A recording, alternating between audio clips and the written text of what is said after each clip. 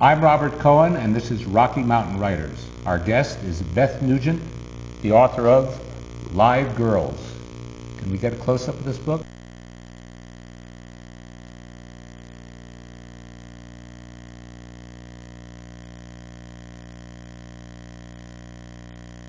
Live Girls is I've just finished reading it. It's an excellent book, and I'd like to welcome you to the show.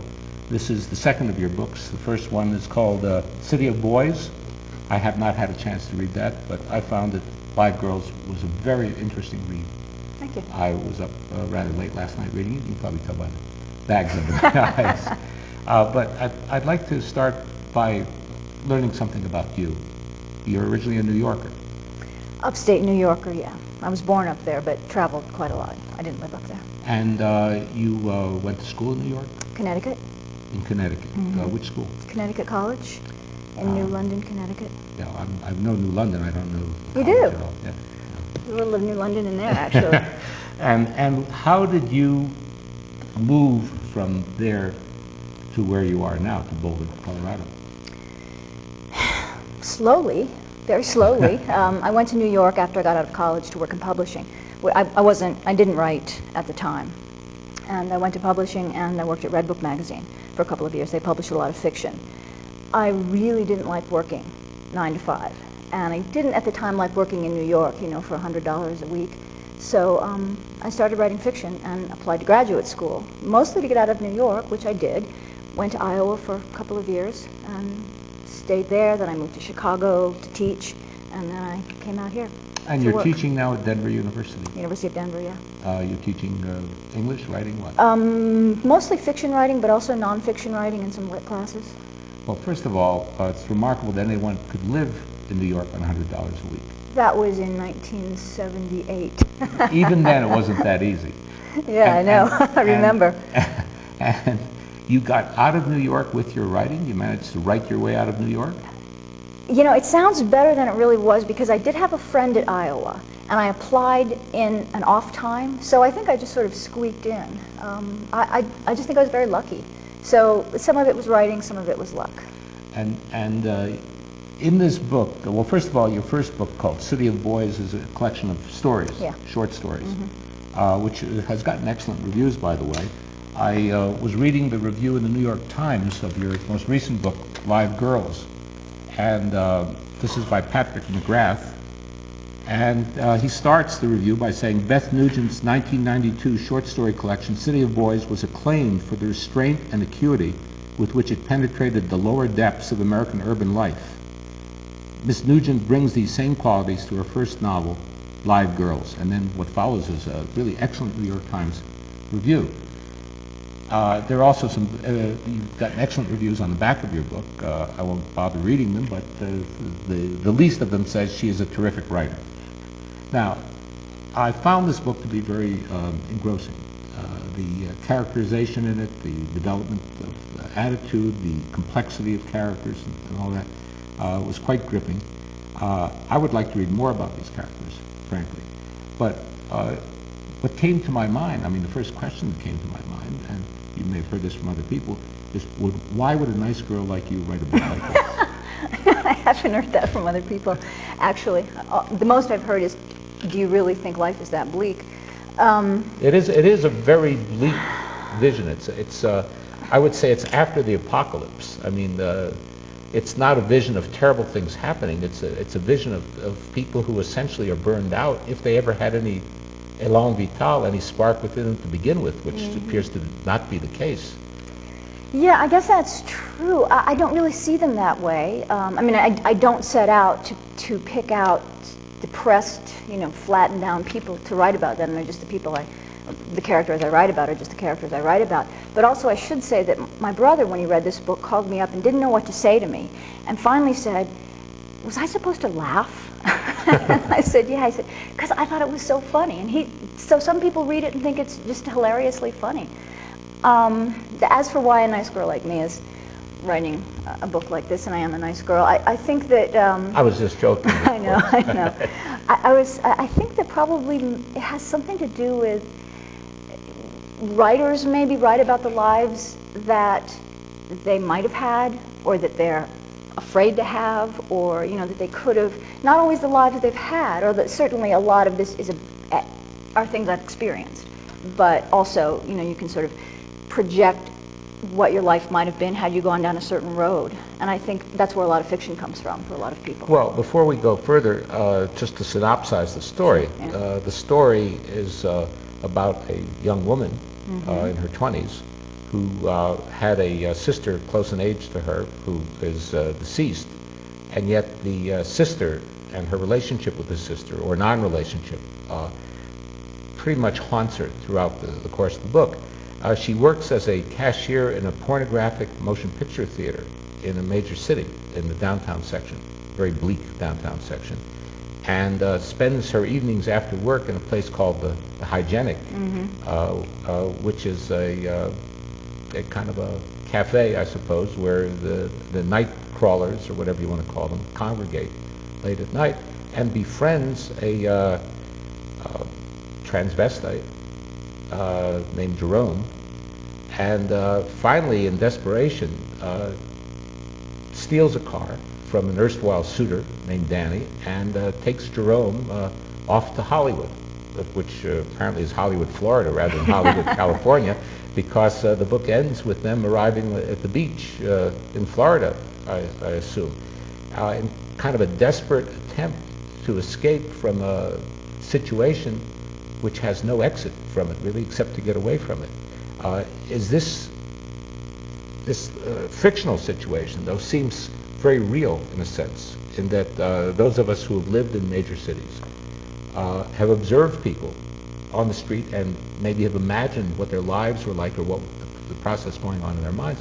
But did this come to you through any kind of personal experience? Did you work as a cashier in a porno movie theater? Did you know a transvestite? Did you run away to the beach with the transvestite? These are the questions No, that to come the up. latter, no. I have never run away to the beach with a transvestite. My best friend when I was in high school was a ticket taker in a pornographic theater. And I used to hang out there with her. It was one of the seediest parts of where we were living at the time, which was Arlington, Virginia. Transvestites, yeah, I know transvestites, and can I say, I mean, I don't think of them as a category of people. It's just people that I've known and worked with. But essentially, these people are people who have no dream, really. If they have a dream, it's not their own. Absolutely, yeah. They may have media dreams. They may look at television and then dream about what they saw in their sleep. But in this case, they don't talk about it during the day. Now, there are people who live television, and then when they go to work the next day, talk to their fellow workers about what they saw, and rush home to see the show. I have to catch the episode of whatever the current show is. But these people seem to be really lacking in the vital essence, so to speak. There's nothing moving them. It's as if they were brought up in a non-communicative family. Their children, they had no stimulation. Life to them is just a series of getting up in the morning and going to bed at night, and events that take place in between those two points of reference, and that have no significance at all. Why? I mean, what does this mean to you? Is this your vision of America today, or what is it? Well, actually, no. I think that I would disagree, only to say that they're not so much people who have no significant moments in their lives. In a way, to me, these are people. The one thing I do feel I write about, maybe that I could say, is fairly marginalized people. So that even if they do have dreams that are common to a lot of people, for example, they're just completely unattainable, or they're totally ridiculous, and they don't have, as you say, the means to communicate, whether because they're isolated or because they simply lack the skills or the experience. But I think that because these people are outside a certain circle, which you might call normal life, they can't really just go through the motions, because they don't have the cushions that people in middle class life have, which is a house to go home to, or a dog, or enough, a nice meal or something like that. I mean, they can't participate in that, so they can't really, they're very stalled out, but I don't see them, the way they repeat their lives and their days is somewhat different from the way I see, and I look at an office and think I could never work in an office. shuffling paper or something like that. This is kind of your personal revulsion against the structured 9 to 5, do the same thing every day type existence. I guess so, yeah. That there's something outside that. It's not wonderful. I mean, I don't want to live this way, and perhaps at one time in my life I was in danger of living that way. You were. I think we all are. I think we're all in danger of just sort of getting a little bit off the path. Did you ever have this as an option, the option of a 9 to 5 job in a place that you didn't particularly like, just in order to pay the rent? Was it an option? When I went into publishing, I wouldn't say it was an option because that's what I wanted to do. For about 6 months, when I was in graduate school, I worked for American College Testing, editing tests. The money was great, the benefits were great, but I quit after about 6 months. So. But by placing this in the porno theater, which is, you might say, appealing to the lowest common denominator, the sex drive, but in this case, a sex drive which is an illusory sex drive. The patrons of the porno theater are not going there to meet women. They're going there to look at the image, perhaps abuse themselves in the dark, or whatever you want to call it. And the patrons themselves, as you see them, are some type of zombies. They slowly file in, they slowly file out. Our protagonist, the cashier, sits there, looks at them, protected by the 1 inch of glass between her face and theirs, and essentially resists any attempt on the part of these people to make contact with her. Well, did you ever feel this way yourself? Did you ever feel alienated, detached, in a glass cage someplace, away from other people? Because you seem to be a very gregarious, easy to communicate person. It seems That's very antithetical to you. Well, actually, I've gone through times in my life where I was intensely isolated, and that's something I'm really interested in, and I think that probably goes through my work. And I had a fairly isolated childhood in certain ways, but was also highly encouraged to be gregarious, and so it's always been a balancing thing. Detached like that, yeah, I think so, sure, but detached in a way that brings it right up against you too, where you just can't not see it, which is maybe the dynamic here is that this is not the world she's from. She's from a relatively middle-class world, and this isn't necessarily where she was headed. But here she is, and she can't say this isn't real, and she can't say these aren't people. She doesn't try to understand them. She doesn't try to penetrate the exterior. It's as if they're just shadowy forms that pass her, and she passes them. She doesn't reach out. No, she absolutely doesn't reach out, but I think that she does see them as people because they all have sort of very specific things. The guy with the cat, Jerome, the transvestite, the guy with the mother in the nursing home. So she has an interest and an awareness, but no ability to, I suppose, and that's maybe what I'm exploring in the book. That attempt to break out of that kind of, it's not a real isolation; it's an interior isolation. Yes. So. Well, now we get to the key point. Yes. The sister. Now, there is a sister described in the book, and the sister is now dead, killed in some sort of accident. Never specified. And yet, the persona of Catherine, our protagonist in the book, is completely integrated with that of the dead sister. The dead sister, as the reviewer in the New York Times said, seems to be more alive, in a sense, than the protagonist. Now, is this a symbolic dead sister? Is this really two parts of the same person? Is this a Mark Twain type pseudonym, you see, as a characterization? Do you feel both of these beings as part of your own self, perhaps? As part of my own self. Is there a part of you that affects you, and yet at the same time is no longer you? I mean, I'm trying to understand this. That's an interesting question. Yeah. Sorry if I... No, it's a fascinating question. I myself did not have a sister. I had a brother. I am fascinated by the sibling relationship, and this book here actually sort of has a lot. Yeah, City of Boys. Yeah, has more about sibling relationship. There are about 4 or 5 stories in the story that cover that, and what I'm working on now is about a relationship between a brother and a sister. So I'm really interested in that, and especially in the absence of anything else, and the sort of strangely sexual aspect it can take, which it does here, physically. Boy, I wish I knew how to answer that question, but I tend to not think of my characters as so much a part of myself. But sure, yeah, I imagine, you know, there's a story in here with one good girl and one evil girl. Yes. And it suddenly struck me that I was both of them, you know. I was the one setting fires and I was the one putting them out at the same time. So probably, yeah. I mean, I mean them as real characters. Yes. But certainly psychologically, I'm sure there's something going on.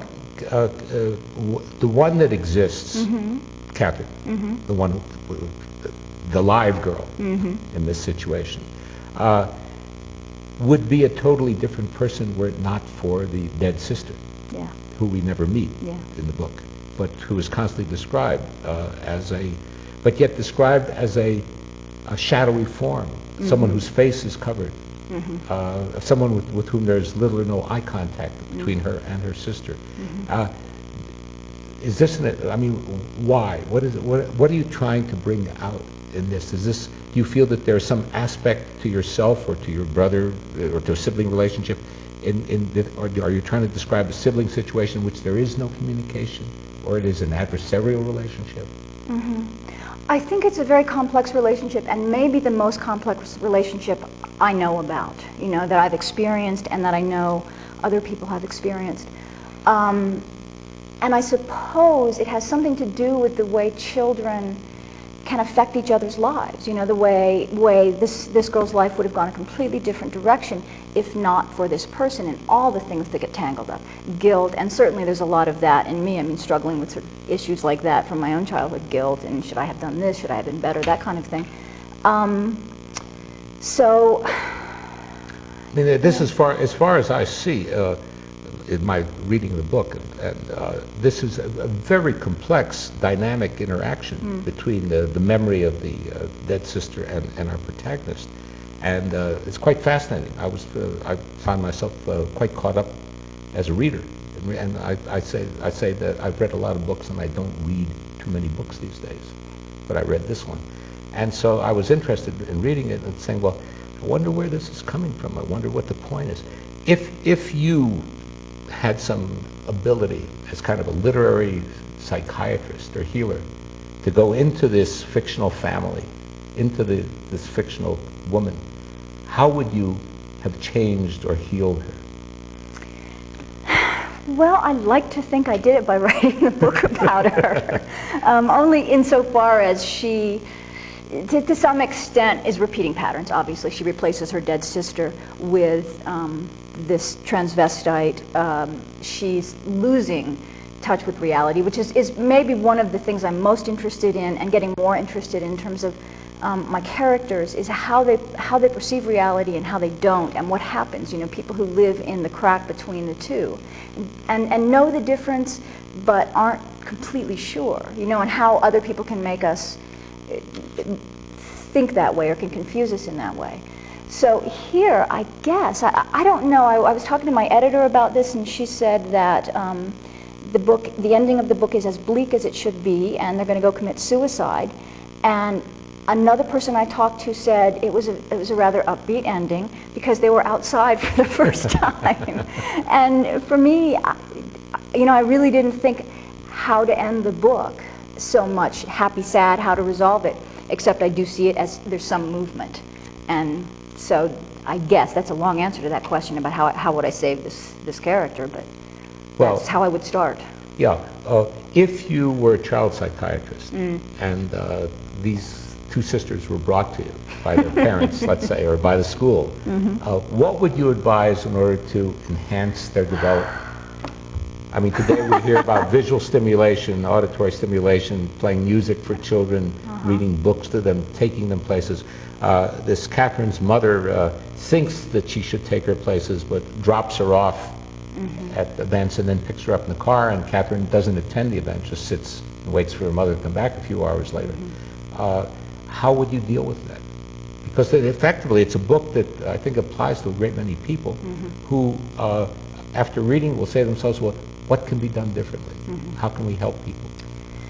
Yeah, and my answer is not very satisfying. I would say that in a situation like this, or most of these stories, or most families in this country at least, you change what the parents do. I mean, I think that parents just aren't prepared to raise children, and you know, not to psychoanalyze too much, but obviously these parents are or aren't, and I think one of the things maybe is, then what? What do you do with that? You can't change the past. You know, there are all these things. I saw a bumper sticker once, you know, you can have a happy childhood, that kind of thing. But if you didn't, how do you get over it and move on? I mean, obviously this is a character who hasn't, and reality is what it is. But were I to do something, sure, I'd say, give the kids to someone who will take care of them. You know? Well, but the father in your book is a total television zombie. He is glued to a chair. He never gets up from it. We don't have a single scene where he's standing. No, we don't. or not watching television, and we don't even know what he's watching. I mean, is he a football junkie? You know, is he into sitcoms? Does he like canned laughter? Does he laugh along with the characters? This is the kind of the penultimate television victim who is just sitting in a chair with their mind agape, and we have no idea. You know, it's just a non-person. It's an object, a piece of furniture in the house. Is that the villain? Is the media, you know, the massage or whatever you want to call it? I don't think so. But there is no villain, I guess, per se. The cause, would this family have been the same in a pre-television society? That's a really good question, and yes, probably. There's always a distraction. I mean, there's always a way to avoid growing up. And we're just very lucky, or not lucky, but very unlucky, but we created what we wanted, which was television. And we created that kind of distraction, and it's so entertaining that it's easy, where it's harder in earlier times, I suppose. But no, I don't think it's TV. I think it's, you know, it's human nature, maybe. Well, now moving on with our character list, because there aren't that many. Right. We have Dave, the proprietor of the porno movie theater, who seems like a very sad character, who talks of art, speaks of art, and you know, and yet is on the lowest level of communication, showing people acts which they could witness themselves in a mirror in their own bathroom, if they had a partner. Right. And so it's essentially that's key, though. These are essentially films made for people without life partners. And yet he dreams, at least he speaks about how he would have preferred, or would prefer to be more artistic, and yet at the same time he acts as a matchmaker, trying desperately to get his nephew into a relationship with Catherine. Danny, the nephew, who is employed by the city killing pigeons. He's a pigeon killer, gassing them and so on. Where did that come from? I mean, the pigeon killing? Yeah, did you know somebody that did that? No, I know that's what they do. I love pigeons. When I was living in Chicago, I seemed to just always be running across injured pigeons and taking them to my vet, so I learned a lot about how they control pigeons. Well, there's no, I felt a symbolic metaphor here.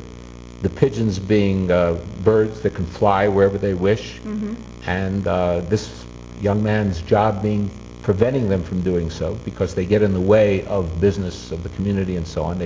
They go into underpasses and places that are not wanted, right. Almost as if a leveling effort on the part of the society to eliminate freedom, free will, freedom of expression, with pigeons as a metaphor for the freedom of the soul, if you want to call it that, and the young man having accepted a job as one of those people who goes around preventing that from happening without even thinking about it.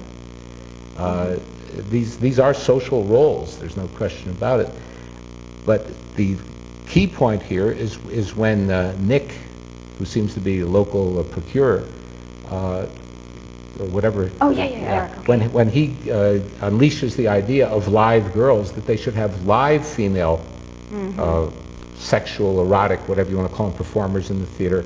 And Dave, the owner, is caught up by the idea, brought to him by his nephew Danny. And this is the point where Catherine decides to run away from all this.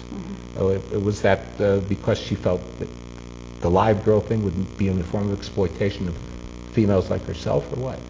I don't think so. In terms of having a political response to it, no, I don't think that's there. I think rather what she sees happen is that Danny, who I mean, I like what you say about sort of being a social enactor of certain things. Maybe what all of this comes out of is a certain pressure to fit in, you know, that sort of starts with his sister, who is disfigured, and how that completely distorts her personality. And pigeons get in the way, so we kill them. But I think that she sees Danny, who is harmless. He's just hapless, is probably the worst thing he is.